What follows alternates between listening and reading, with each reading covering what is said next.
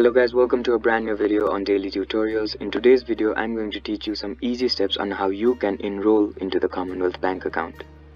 Before we start the video, don't forget to like, share and subscribe to the channel for more such useful tutorials. Without further ado, let's move on to the video. First of all, make sure that you're connected to the internet. After you've made sure that you're connected to the internet, open up a web browser.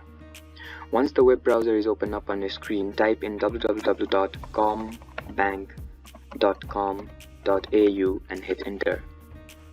Once the home page of the Commonwealth Bank opens up on your screen, on the top right corner you will see a log on button. Go ahead and click on it. After you click on the log on button, click on the netbank log on button.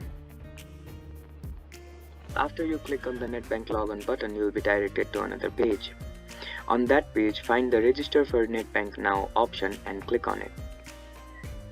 In this page, you'll have to fill in some credentials. You'll have to fill in your card number here. You'll have to choose the type of care holder here.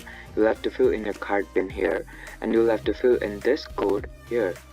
And then click on the next button.